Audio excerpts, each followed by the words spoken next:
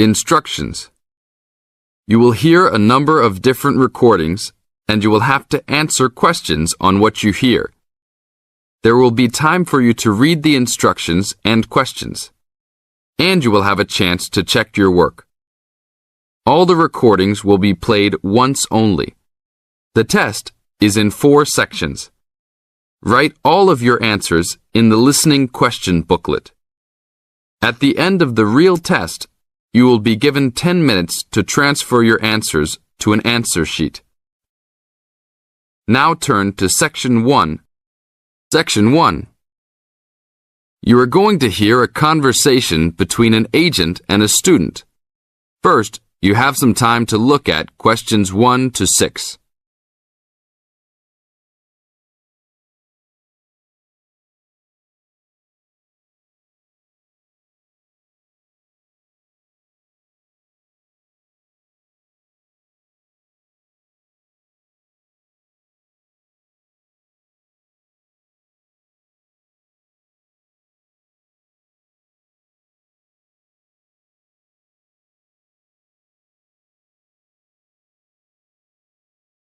Now listen to the tape and answer the questions. 1 to 6. Good afternoon. Good afternoon. Do you rent apartments here? Yes, among other things. Are you looking to rent an apartment? Maybe, but I think I might actually be more interested in renting a house. Do you rent those as well? Yes, we do. Will you be renting alone? No, I have 2 friends that will live with me, but I'll be the primary renter. My friends don't have a source of income, which is kind of disappointing, but I do. I'm an artist, and I've already sold a number of paintings. I just moved to town to try to get more of my work shown. Oh, so you would like to be near the uptown area? That's where most of the galleries are, right? Yes, and there's a large area of homes only a couple of blocks away. Great. I don't have a car, so I prefer being within biking distance of the galleries. That would certainly be possible. Well, let me see. There's a large 4-bedroom house right off Main Street. That sounds good. I'd love to have extra rooms for my paintings. How much is it per month? Around $950. Ouch, that's too much for now. Do you have anything a bit cheaper? I have a 3-bedroom that's for $650. That is definitely affordable, but I did want at least 1 extra room. Is there anything else with more rooms? Oh, here's another 5-bedroom that's vacant right now. It's further away, about a mile from the gallery area, but they're only asking $800. That's a deal for so much space. Well, a mile isn't so bad.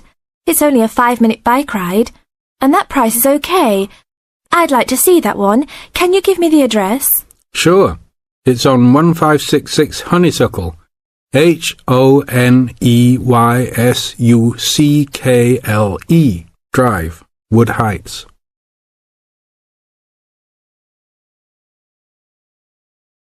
Now look at questions 7 to 10.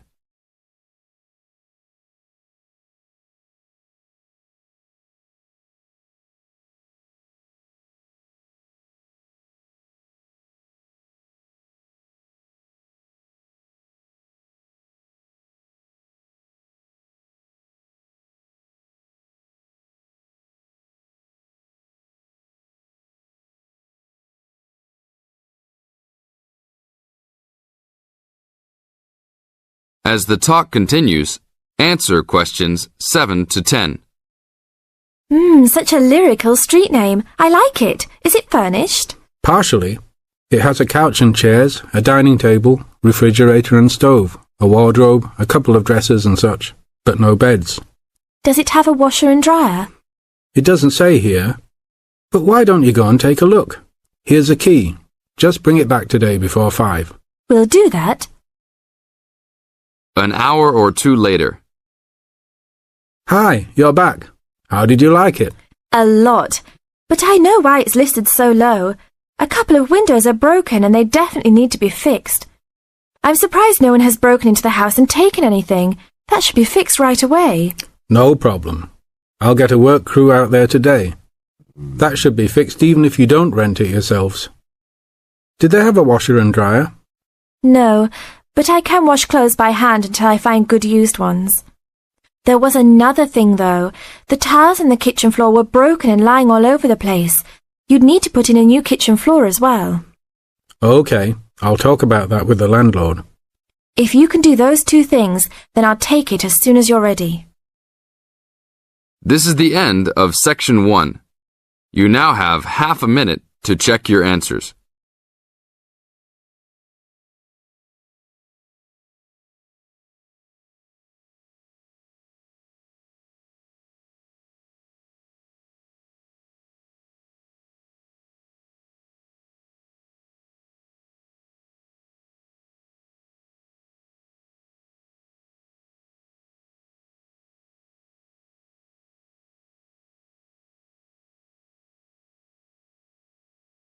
Now turn to Section 2. Section 2. You will hear part of a radio program about do-it-yourself house painting. First, you have some time to look at questions 11 to 14.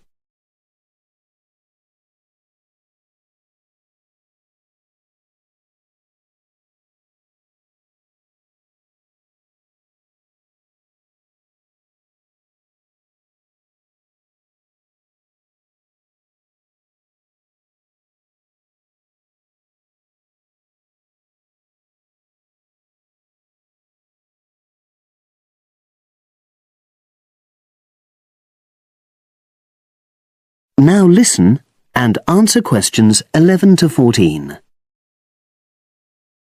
Good morning, everyone, and welcome to our weekly series on home improvements. Today's program is about do-it-yourself house painting. There's never been a better time for people who like to do their own interior house painting. Although people still lead very busy lives, thanks to the availability of various new DIY materials, you can now decorate your home in a more efficient and a more environmentally friendly way. In 2009 alone, approximately 53 million litres of the paint that was sold in the UK were left untouched. That's enough to fill 21 Olympic-sized swimming pools. It's easy to overestimate how much paint you'll need to decorate your room if you use guesswork. And if you know exactly how much paint is needed, you avoid unnecessary waste. There are automatic paint calculators available now. Most of the major paint manufacturers provide them. Look on their websites or just Google paint calculator and see what comes up. Then simply measure the circumference and height of the room in metres, enter this into the calculator along with the type of surface you're painting, and it will tell you how many litres of paint you'll need. But if you do end up with leftover paint, you can donate it to an organisation like Community Repaint. They will take the paint from you and redistribute it to local charities and voluntary organisations, so it goes to a good home. You can find more information about Community Repaint on communityrepaint, all one word, .org.uk. Now you have some time to look at questions 15 to 20.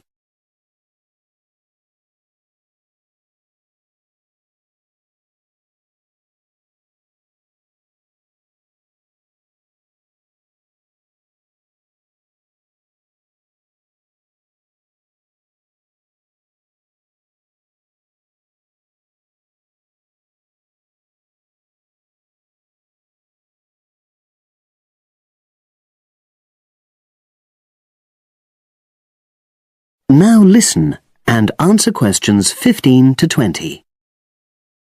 Another way of avoiding paint wastage is to check you're completely happy with your colour choice before starting to paint. For example, you can get a small sample of the colour you're thinking of using, then paint a board and move it around the room, so you can see how it looks against your furnishings and in different lights. Also, It's always better to buy high-quality paints because you get what you pay for.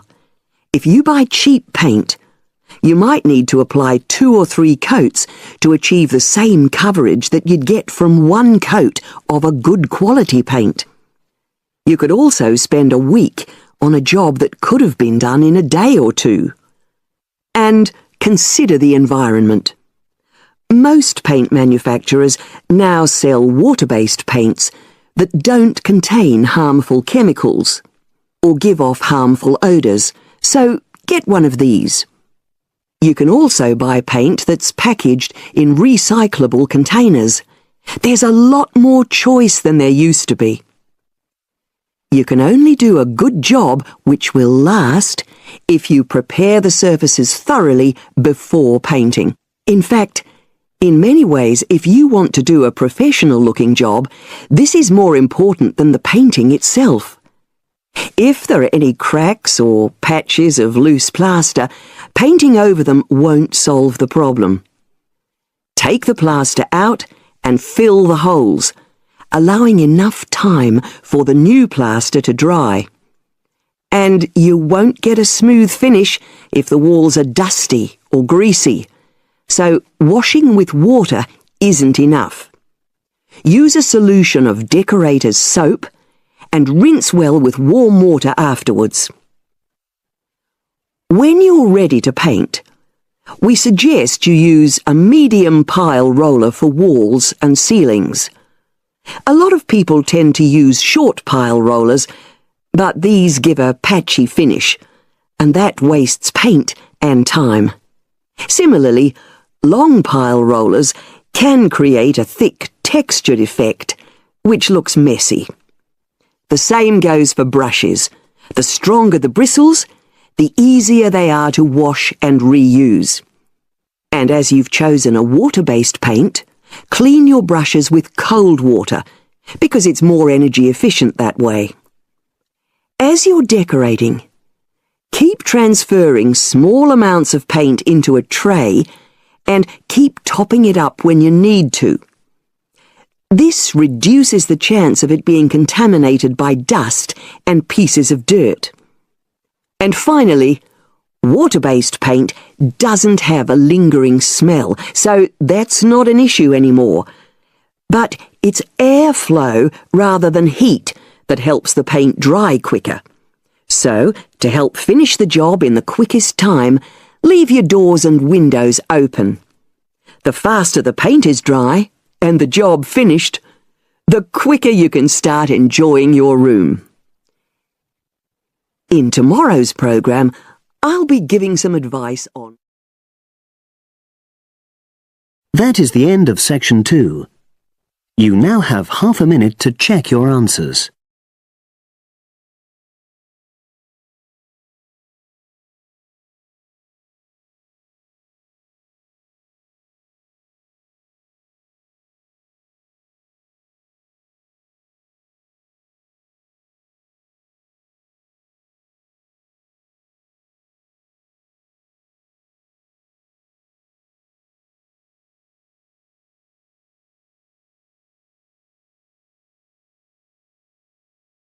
Now turns to part 3. Part 3. You will hear a student talking to her tutor about a presentation.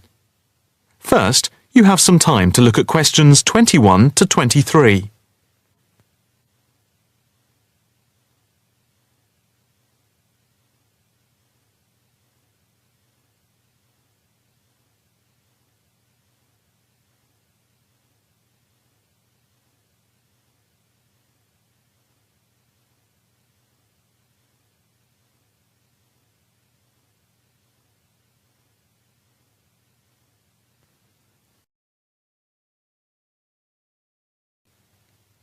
Now listen carefully and answer questions 21 to 23.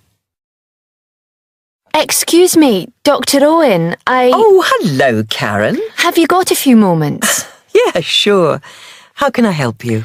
Well, I've had difficulty finding data on the original question, and I was wondering if I could change my paper to Investment in Knowledge, comparing some European countries with the United States, and then with others throughout the world, including the OECD average. I found lots of data by way of graphs, etc. Where did you get the data from? From various sources, books and journals. How are you going to present the material? I am going to use the electronic whiteboard as suggested and do a blend of graphs, pictures, text and podcasts to illustrate my presentation. It sounds very impressive. Yes, let's hope the whiteboard works. But I'm also going to have a PowerPoint presentation for a backup, just to cover myself. A backup is a good idea, but it's a lot of work doing everything twice. It is, but at least I'll have experience of both. Before we talk about how to use the data I've selected, could you give me the names of a few websites I should look at for more specific background material? When you type in anything to do with knowledge, there are millions of sites listed.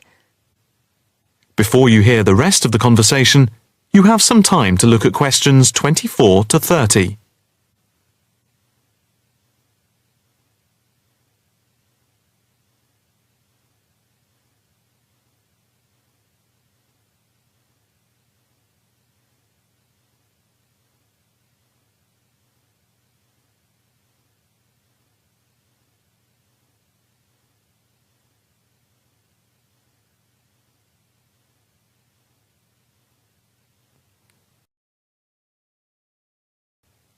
Now listen carefully and answer questions 24 to 30.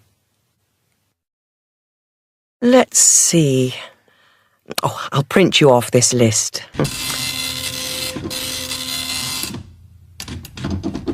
Oh, there we go.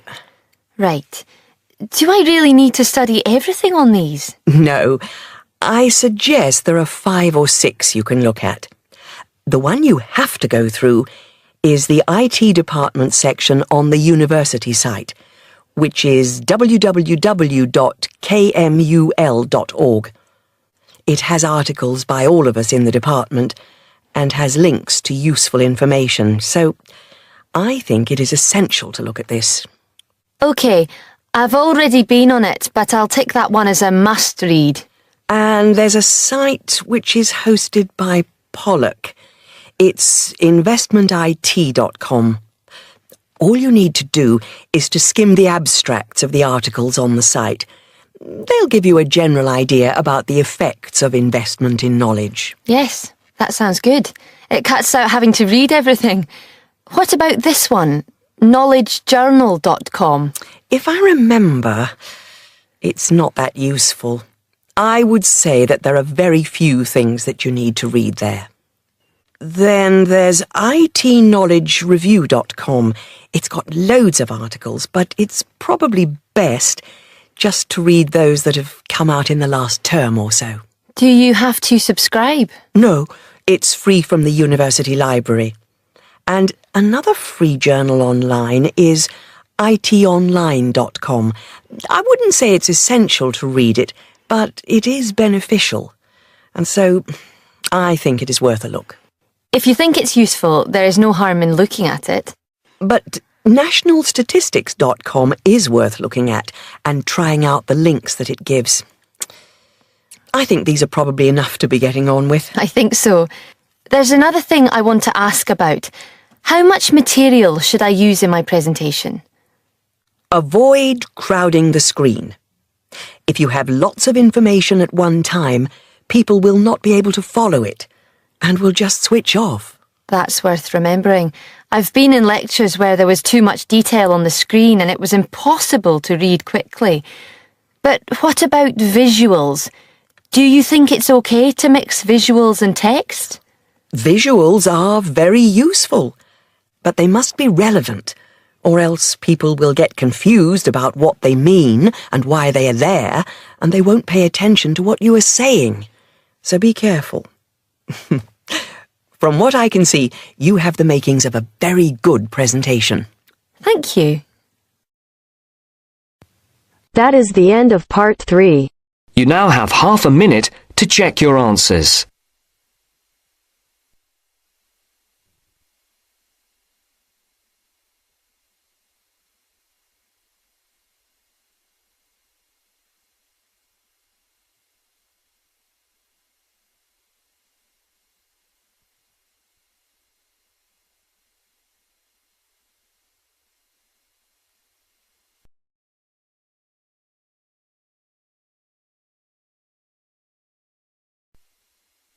Now turns to Part 4. Part 4.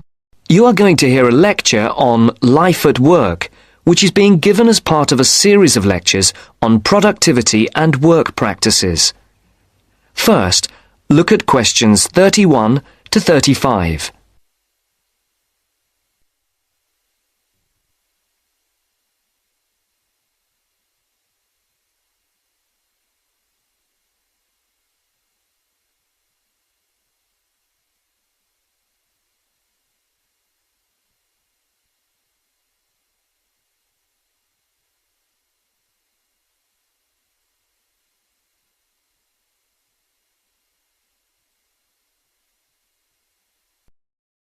Now listen carefully and answer questions 31 to 35. Good afternoon. My name is Dr. Charles Butt, and I shall be giving you a series of lectures on productivity and work practices over the coming weeks. There will be 10 lectures in the mornings as part of this course, and in addition, there will be 3 lectures in the evenings from 6 to 8, which will be given by outside speakers. I would like first to look at a recent report on life at work.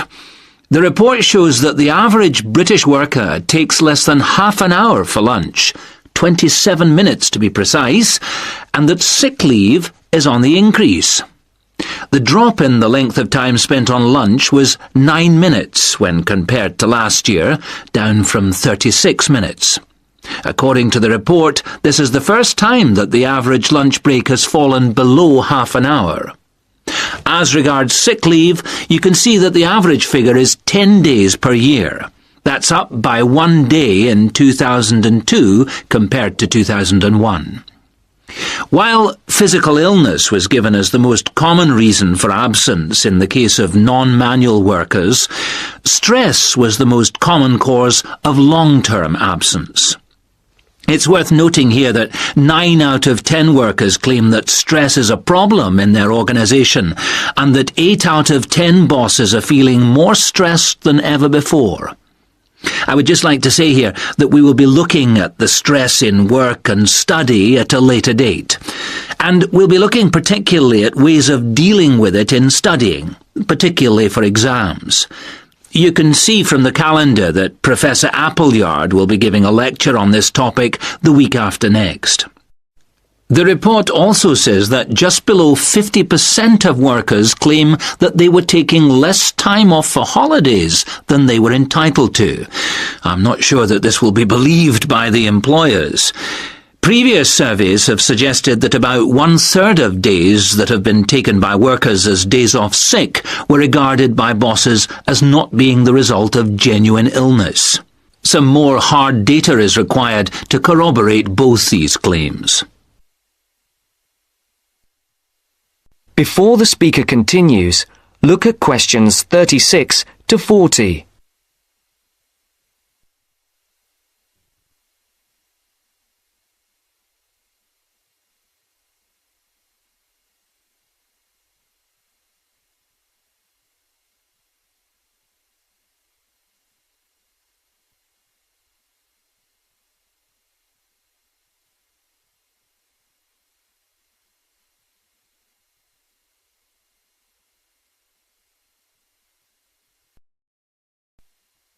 As you listen, answer questions 36 to 40.